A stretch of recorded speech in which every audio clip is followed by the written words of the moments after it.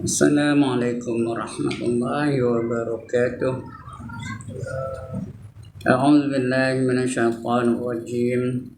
Bismillahirrahmanirrahim.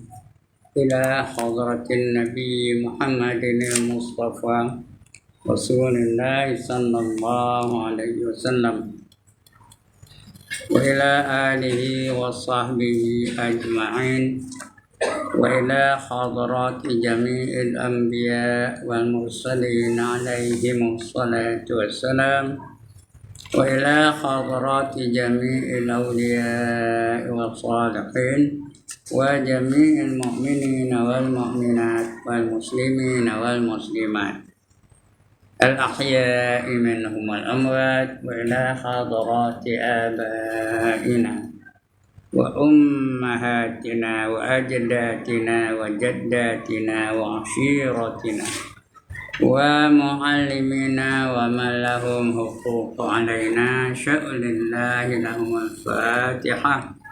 A'udzu billahi minasyaitonir rajim. Bismillahirrahmanirrahim. Alhamdulillahi rabbil alamin arrahmanir rahim maliki yaumiddin. Iyyaka na'budu wa iyyaka nasta'in ihdinas siratal mustaqim siratal ladzina an'amta 'alaihim ghairil maghdubi 'alaihim waladdallin. Amin.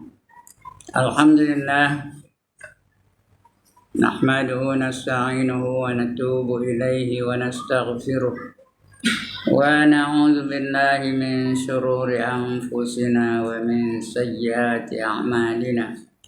Man yahdihillahu fala mudilla lahu wa man yudlil fala hadiya lahu.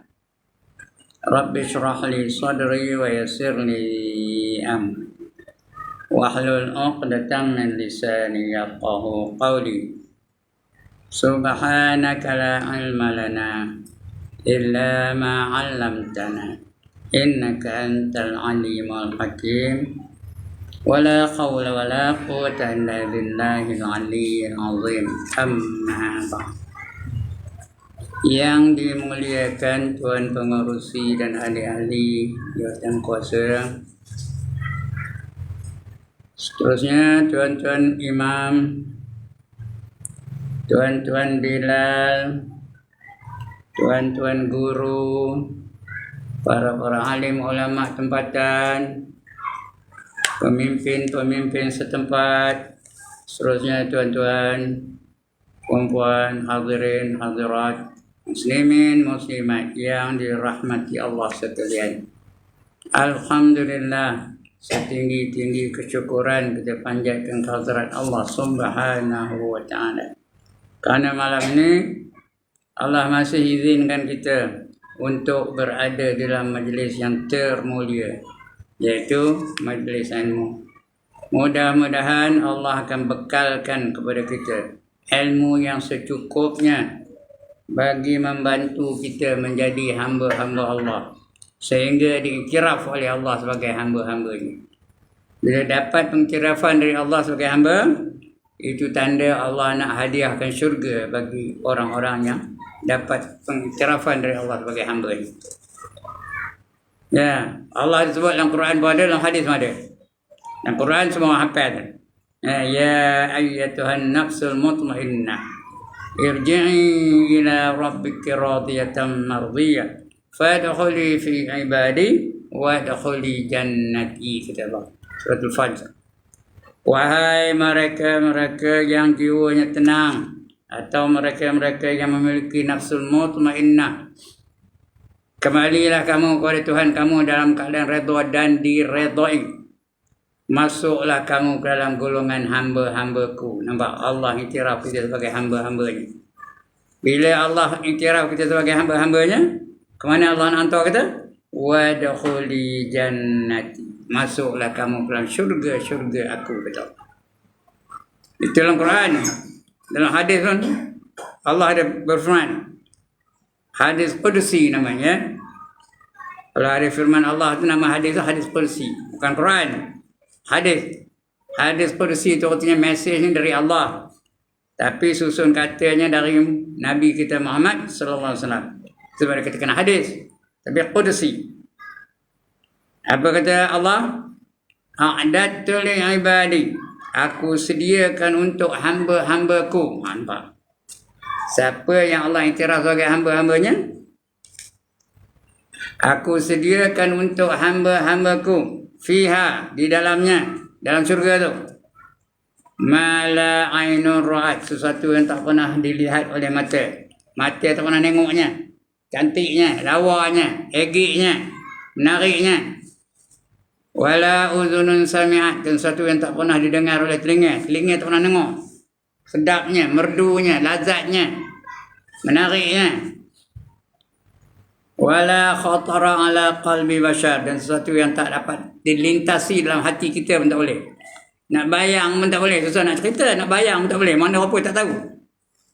Itu Allah sediakan di syurga. Siapa tanda angkat tangan? Nikmat dalam syurga yang Allah sediakan, tuan-tuan dan puan-puan, lagi ada 99%. Semua nikmat Allah tu ada 100%. 99% Allah sediakan di syurga. Allah hantar ke dunia ni hanya 1% saja yang kita kejar di dunia. 1% tu. Yang kita berperang tu, Yahudi kita berperang dengan orang Palestin, nak merebut 1% saja. Amerika berperang dengan Yaman, kerana nak merebut hanya 1% saja nikmat-nikmat tu. Orang Hindu berbunuh dengan orang Islam, nak merebutkan 1% saja nikmat dunia ni. Yang 1% itu pun tak terbilang di kita, itu baru 1%. Tak terbilang di kita. Mana tahu Allah kata? Apa kata Allah? Wa in ta'uddu ni'matallahi la tuhsuha. Sekiranya kamu nak hitung nikmat Allah, nescaya tiada terhitung oleh kamu. Tak boleh nak bilang. Itu 1%. Betapa 99% lagi yang Allah sediakan di syurga. Siapa tanda angkat tangan? Tenang ke kabur. Mana orang tanda?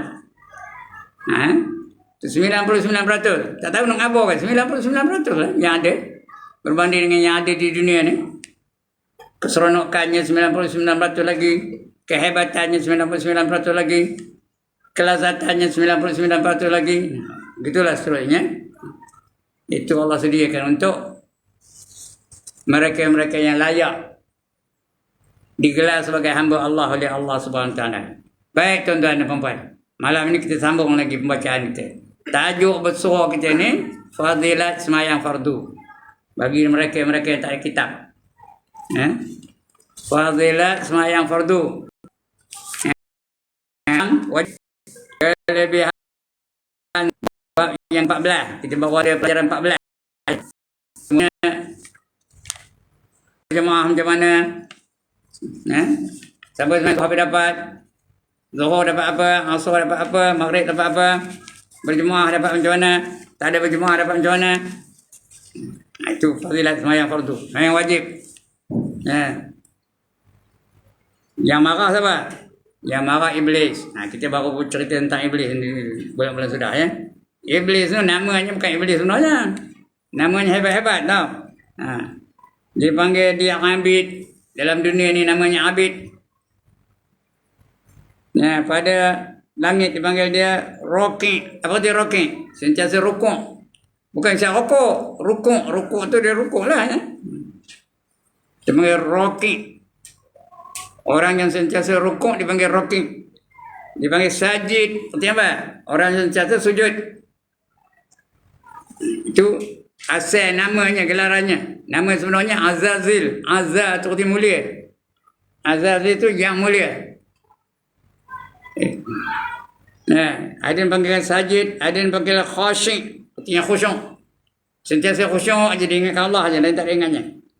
Kemudian dipanggil langit yang kelima, dipanggil qanit. Sentiasa berzikir, menyebut nama Allah.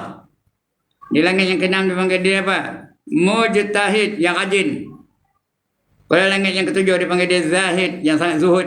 Itu nama-nama hebat. Tapi bila dia tak nak sujud pada Adam, terus tukar jadi iblis. Terus tukar nama. Asalnya Azazil. Zahid. khusyi', rukuk, sajid, nama-nama elok-elok bagi-bagi belaka. Tapi bila perintah Allah tak nak buat, terus tukar namanya. Wa iz qulna lil malaikati isjudu li Adam fasajadu illa iblis aba wastakbar wa kana minal kafirin. Ingat ketika aku perintahkan semua malaikat-malaikat supaya sujud pada Adam, semua sujud. Illa iblis, melainkan iblis. Dah terus tukar nama kerja-kerja itu, tak nak sujud tu. Ingkar perintah Allah, terus tukar nama iblis. Padahal sebelum itu Azazil. Kerana tak nak ikut perintah Allah, terus tukar jadi iblis. Aba wastakbar, dia ingkar lagi takabur. Wa kana minal kafirin, jadilah dia golongan orang-orang yang kafir. Sikit je salahnya, tak nak sujud pada Adam. Itu iblis. Itu dah kita baca dulu, habis ni penghujung tu. Untuk malam ni kita sambung lagi. Maka tatkala enggan dia daripada sujud bagi Adam, maka diubahkan namanya dengan nama iblis dan ditolak akan dia daripada pintu rahmatnya. Allah tak bagi dia rahmat. Kita pun begitu juga. Kalau Allah tak bagi rahmat, layak kita layak masuk syurga, tuan-tuan? Layak kita layak masuk syurga. Ada korang pun. Layak ke tak layak masuk syurga kalau tak dapat rahmat Allah? Tak layak.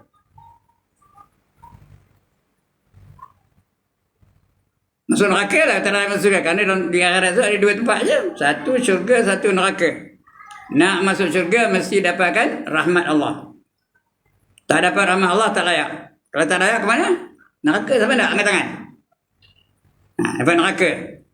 Tak ada siapa lalu nohor neraka. Selemah-lemah api neraka adalah 70 kali ganda lebih kuat daripada sekuat-kuat api dunia. Itu api neraka. Siapa lalu nohor angkat tangan? Ada orang dah tu lantak lah, tak ada aku siapa yang masuk neraka orang Udah masuk esok bau cerit pergi. Jerit. Rabbana absarna wa sami'na farji'na na'mal salihan inna muqinun. Ya minggu baca itu imam. Rabbana absarna, wahai Tuhan kami dah lihat neraka tu dahsyatnya. Menggunung-gunung. Apinya kena besi, cayur besi tu. Apinya kena kayu, kentung kayu tu. Api tu kena badan manusia, habis hancur badan manusia tu jadi debu. Wa sami'na, dan aku dah dengar. Jerit pekik dalam neraka tu. Aduh. Tuang betul-betul lah. Kalau orang keping macam mana? On deck. Itu orang keping. Orang batu masjid pun apa, bukan batu masjid, batu apa? Lubuk katak. On deck. Orang India macam mana katanya? Orang Tamil apa kata? Ayo. Orang di Beijing, ayah.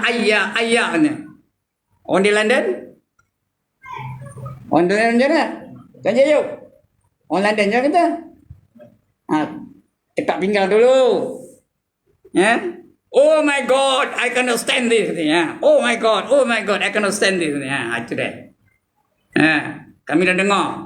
Farji'na, kembalikanlah kami ke dunia. Kenapa nak balik dunia? Nak amal soleh, nak beramal dengan amal soleh. Nak ikut Islam. Apa saja nak ikut Islam. Itu namanya amal soleh. Inna muqinun, sekarang ni kami dah yakin. Masa itu tak ada guna lagi dah. Nak yakin sekarang ni. Itu neraka ya. Jadi Iblis terus dia jadi kafir kerana dia ingkar dengan perintah Allah Taala. Terus nama yang bertukar jadi Iblis. Itu kita dah baca ni. Penghujung kita baca kata tu. Bulan 1 kata ya. Ini bulan 2 dah. Maka tatkala enggan dia daripada sujud bagi Adam, maka diubahkan namanya dengan nama Iblis dan ditolak akan dia daripada pintu rahmatnya. Tak dapat rahmat lagi dah. Selama-lamanya sampai kiamat. Dan ini dengan satu maksiat. Logik pula tu. Dia tak nak sujud pada Adam. Tu logik ke tak? Kalau ikut otak, logik tak? Tak perlu kita boleh fikir kata tuan ni. Kalau ikut otak, logik ke tak dia tak nak sujud pada Adam? Logik. Kenapa? Dia Tok Guru. Tok Guru, malaikat-malaikat tu berguru dengan dia. Malaikat manggil dia Syekh. Ada manggil dia Syekh Abid, Syekh Khosyik, Syekh Raqiq, Syekh Sajid. Bukan sajad ya, sajid. Sajad lain. Sajad orang lelaki pakai orang perempuan. Hebat kan? Tok Guru. Lepas tu apa? Bila ditanya mengapa kamu tak nak sujud pada Adam, apa jawabnya? Ana khairum min. Aku lebih baik darinya. Khalaqtani min nar wa khalaqtahu min tin. Kamu jadikan aku dari api dan kamu jadikan dia daripada tanah. Jadi aku lebih mulia dari dia. Macam mana aku nak sujud dengan dia? Dari segi logik, memang logik lah. Dia Tok Guru. Sedangkan Adam baru dilahirkan, baru dijadikan oleh Allah Ta'ala. Wa iz qala rabbuka lil malaikati inni ja'ilun fil ardi khalifah, kata Allah ngabur pada malaikat. Ingat ketika aku kabur pada malaikat-malaikat supaya aku nak menjadikan seorang khalifah di atas muka bumi ini. Malaikat dah ada. Iblis dah ada. Semua dah ada lah. Heran malaikat tu.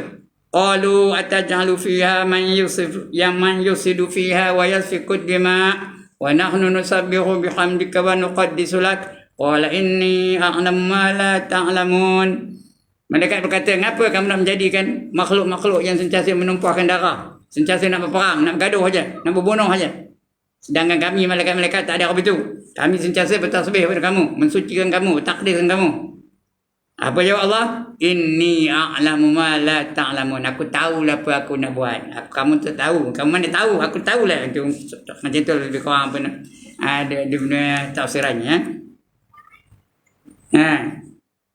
Jadi maknanya logik ke tak?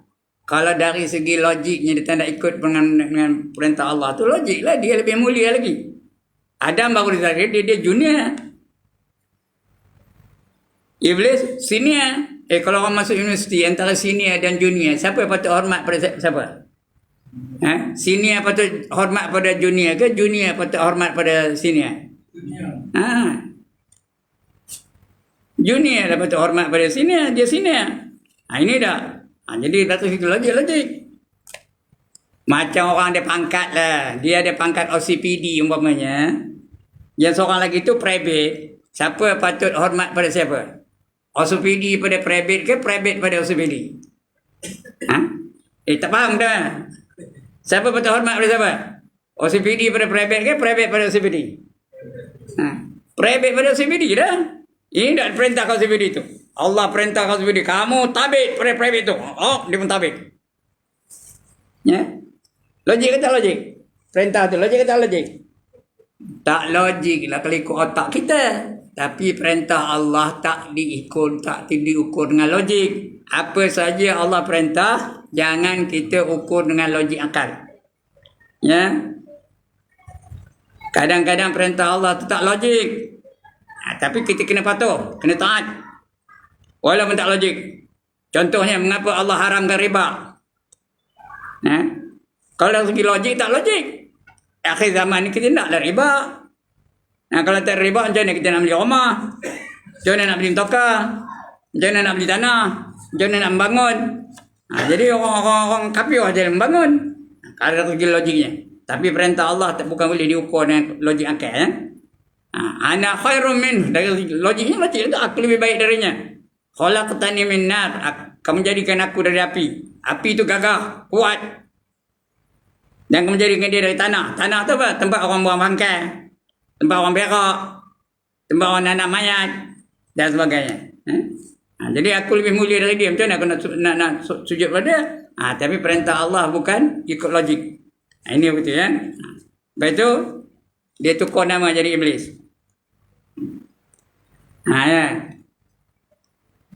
Dan ditolak akan dia daripada pintu rahmatnya selama-lamanya. Dan ini dengan satu maksiat, satu perkara je dia tak ikut. Kita banyak dah benda yang kita buat. Maksiat banyak dah kita buat. Siapa tak nak buat maksiat angkat tangan, saya nak tengok mana kau orang. Macam-macam. Lambat semayang lah. Lagi apa? Pakai seluar pendek lah. Yang cakap ni ada tak pakai seluar pendek dulu-dulu? Ada tak? Ada. Siapa tak kenal? Semua orang kenal. Banyak benar maksiatnya. Berapa kali? Beratus-ratus kali.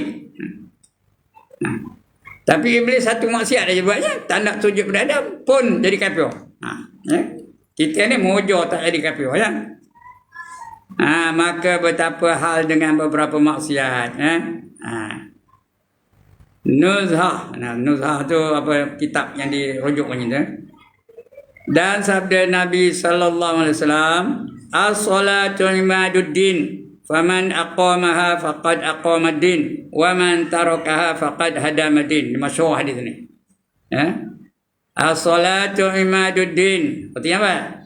Sembahyang itu tiang agama. Tiang perlu dah. Surau ni nak tiang ni dah. Kalau tak ada tiang apa jadi surau ni? Roboh lah. Jadi kena ada tiang. Surau nak tiang, rumah nak tiang, sekolah nak tiang, pejabat nak tiang, semua nak tiang. Jadi tiang agama adalah sembahyang. Barang siapa mendirikannya, kata barang siapa sembahyang, dia telah mendirikan agama. Barang siapa meninggalkannya, maka dia telah merobohkan agama. Perosak agama. Musuh agama. Musuh Tuhan. Musuh Islam. Kalau tak sembahyang, ya.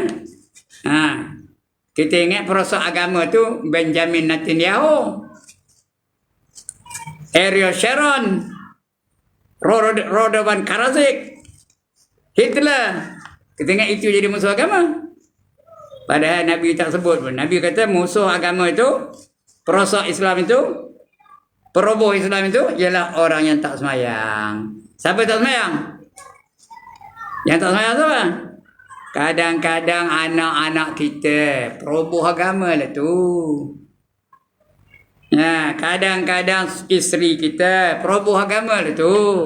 Sebentar tidur orang kita. Rupanya kita tidur dengan peroboh agama. Kadang-kadang suami-suami kita peroboh agama lah tu. Jadi benih kepada peroboh agama. Dapat anak ada benih daripada peroboh agama. Itu peroboh agama lah tu. Pasal dia tak sembahyang. Dalam dunia Islam hari ini, tuan-tuan dan puan-puan, hanya ada 15% saja orang yang beriman, mengaku beriman yang sembahyang. Yang lain langsung sembahyang tak. Langsung tak sembahyang. Fatihah pun tak kerti. Tengok dalam TikTok tu. Saya selalu tengok dalam TikTok tu.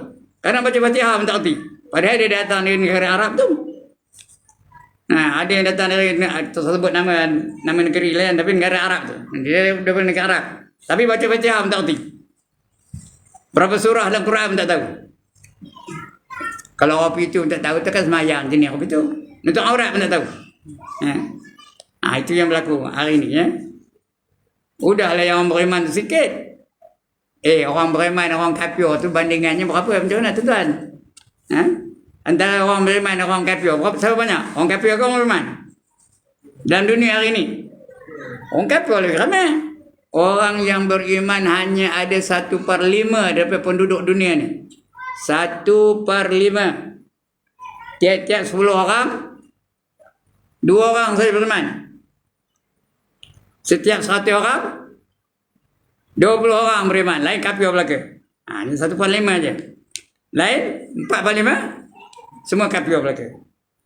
Itu di dunia ni, di akhirat pun betul juga. Dibariskan semua manusia itu kepada 120 baris. Berapa baris orang beriman? 3 baris saja. Berapa peratus? 3 baris. 3/120. Berapa peratus? Mana ke cikgu ni? Ini cikgu matematik ni cakap ni tau. Berapa peratus?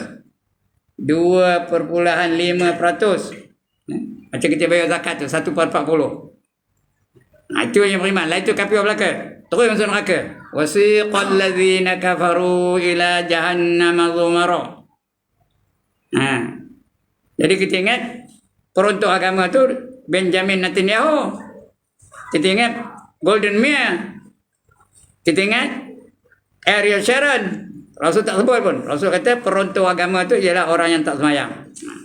Dia wa man tarakaha faqad hadamaddin. Siapa meninggalkannya maka dia telah merobohkan agama. Sembahyang itu tiang agama. yakni asal bagi agama. Kerana sembahyang itu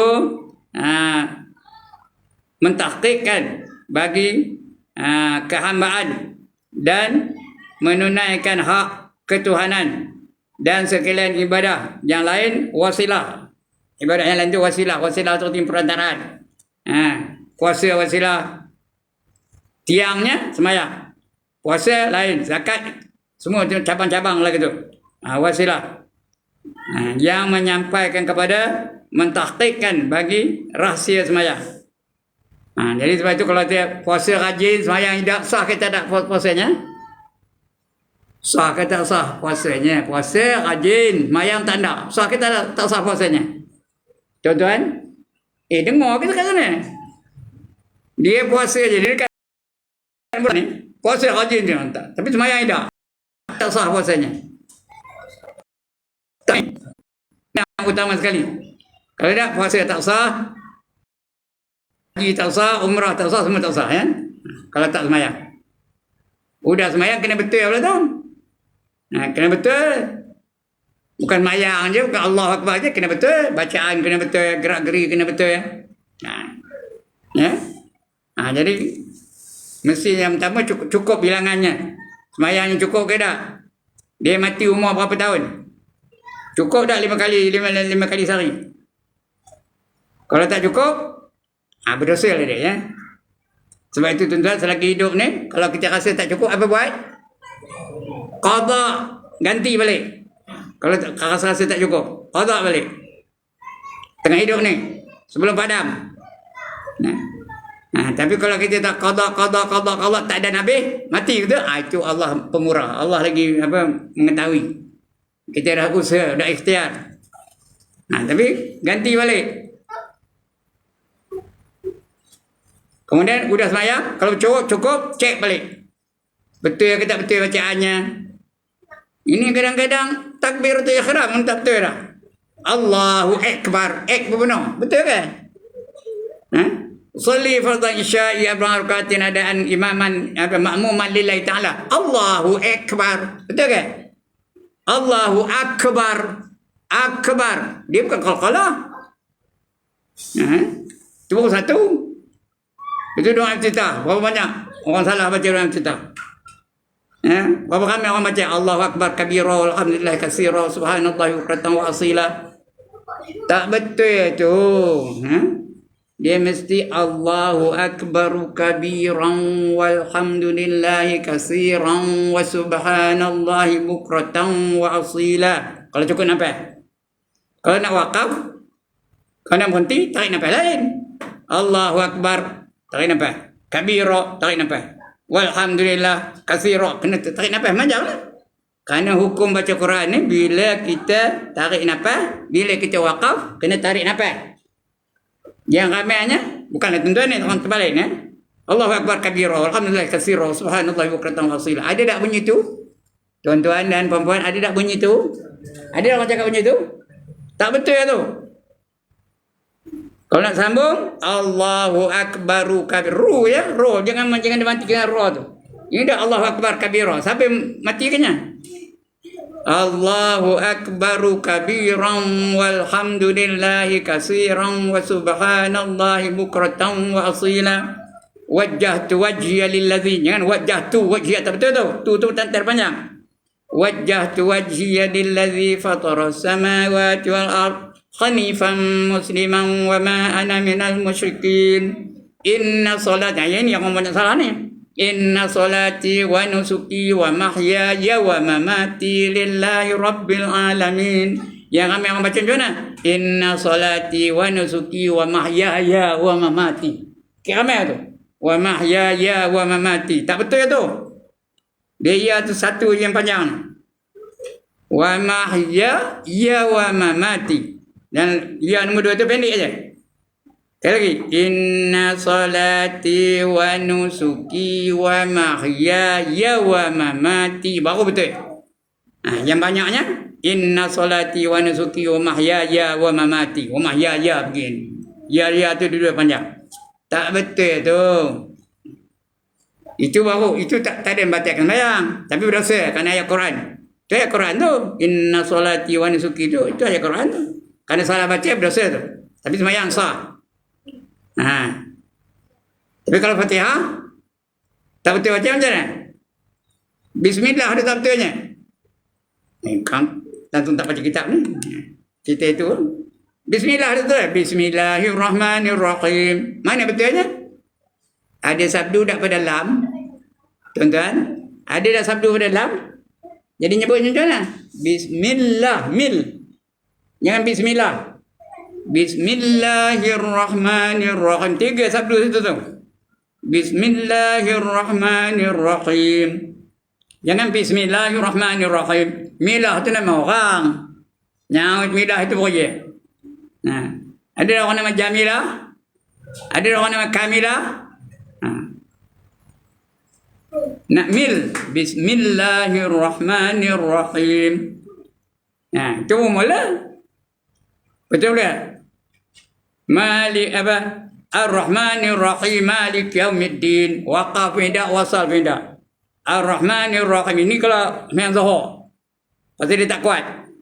Dia seorang je. Ar-Rahmanirrahim Malik Yaumiddin. Tak betul tu. Ar-Rahmanirrahim Malik Yaumiddin. Nak waqaf lah. Ar-Rahmanirrahim. Tarik nafas. Malik Yaumiddin. Kalau sambung boleh juga. Tapi wasal namanya. Bila wasal? Ar-Rahmanirrahim Malik Yaumiddin. Baru betul. Ini dah Ar-Rahmanirrahim Malik Yaumiddin. Kalau dia lebih-lebih kalau Zuhur dengan Asar tak bunyi. Kalau memang Maghrib tu bunyi sikit. Ada betulnya. Kerana dia bunyi orang lain dengar. Okey. Itu dia. Ada bangkangan. Siapa nak bangkang ke tangan? Lagi apa? Betul yang ujungnya. Siratal ladzina an'amta alaihim. Jangan nak sebut lah. Siratal ladzina an'am. Nun tu bukannya qalqalah. Mana tak an'am? Patut an'amta alaihim. An'am. Ada yang an'am pada dua-dua ain. Tak betul juga. Siratal ladzina an'amta alaihim. Ta bukan ta ya. Ta alaihim. Udah bunyi dah. Bila nak baca entah. Ya. Maka berdiri agama itu tiada ada melainkan dengan sembahyang. Seperti bahawasanya rumah tiada berdiri melainkan dengan tiang. Nak diri rumah tu mesti ada tiang. Kalau tak ada namanya rumah. Roboh rumah tu. Dan sabda Nabi sallallahu alaihi wasallam bahawasanya seorang lelaki apabila sembahyang dan kesalahannya dihantarkan atas kepalanya, kesalahannya tu dihantar ke atas kepala dia tu. Bila tak betul sembahyang tu, bacaan tak betul, dihantarkan kesalahan di atas kepala dia. Maka tiap-tiap sujud apa? Gugur kesalahannya hingga habis kesalahannya. Itu kesalahan lain bukan dalam sembahyang ya. Kesalahan di luar sembahyang tu. Kesalahan pakai seluar pendek tu, letak atas kepala tu ya. Kesalahan apa lagi? Joget lah dia, letak atas kepala tu. Bila dia rukuk, gugur kesalahan tu. Itu kesalahan kecil ya, dosa kecil. Dosa besar tak boleh. Dosa besar kena taubat. Kalau dosa kecil habis. Jangan sebab itu dosa kecil jangan jadikan dia dosa besar ya. Itu sembahyang. Bila dia rukuk, gugur dosa kecil yang tu. Bila dia i'tidal, gugur lagi dosa kecilnya. Bila dia sujud, gugur lagi dosa-dosa kecil yang tu. Habis. Sampai habis dosa yang tu. Itu fadilat sembahyang ya. Dan dikatakan barang siapa mengekalkan atas sembahyang 5 waktu ini, di dalam berjemaah diberi akan dia 5 perkara. Ini fadilat sembahyang jemaah. Penutupnya. Yang pertama diangkatkan daripadanya kepicitan, kesusahan. 5 fadilat sembahyang jemaah. Yang pertama dilapangkan hidupnya. Yang ni dia. Nak senang faham, dilapangkan hidupnya. Tak ada banyak masalah. Apa yang menepuk tangan tu?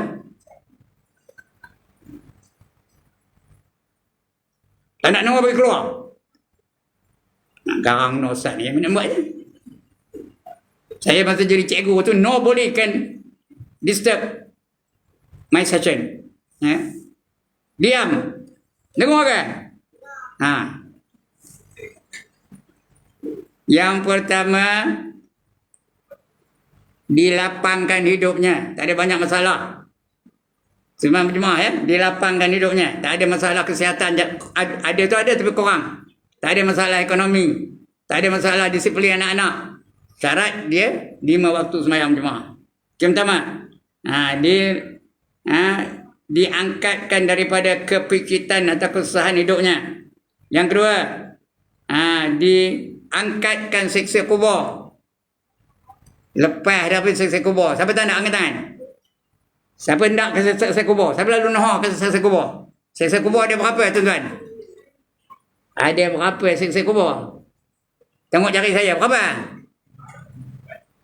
4. Yang mana lalu nahanya? Yang pertama, soalan dan pukulan mungkar nakir. Bila tak boleh jawab, dentum bagi mungkar nakir. Lalu nahanya. Itu yang pertama. Yang kedua, dihimpit bumi sehingga berselisih tulang rusuk. Kerana bumi itu geram. Oh, kamu action no ya. Orang panggil azan tanda datang semayang ya. Dihimpit bumi itu. Berselisih tulang rusuk. Tolong rusuk kanan tu kiri, tangan kiri pergi kanan. Tapi lalu nahanya yang katakan.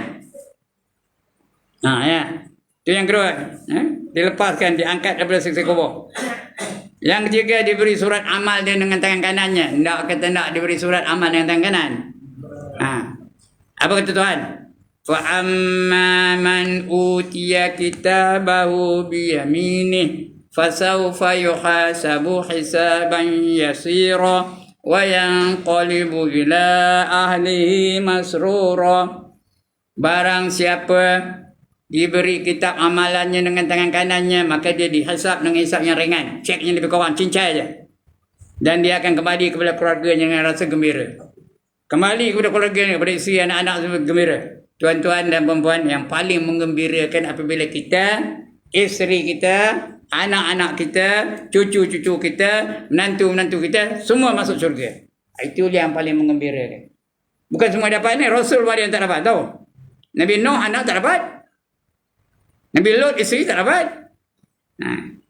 Tapi kalau kita dapat, itulah yang paling menggembirakan. Wa yanqalibu ila ahlihi masrura. Itu yang ketiga. Dapat kitabnya, suratannya dengan tangan kanannya. Kita ngambil suratan amal tu ada 3 cara. Satu dengan tangan kanan, lagi satu dengan tangan kiri, lagi satu cucuk dada tu tembus ke belakang. Siapa nak yang tu? Tangan kiri masuk akhir dulu. Washabus shimal ma ashabus shimal fi samumin wa hamimin wa dhillin min yahmumin la baridin wala karim. Dan golongan kiri, siapa itu golongan kiri? Mereka itulah orang-orang yang dimasukkan dalam neraka, yang terdapat asap yang panas, udara yang panas, tiada kesejukan dan tiada keselesaan bagi mereka. Itu orang tangan kiri. Tak nak?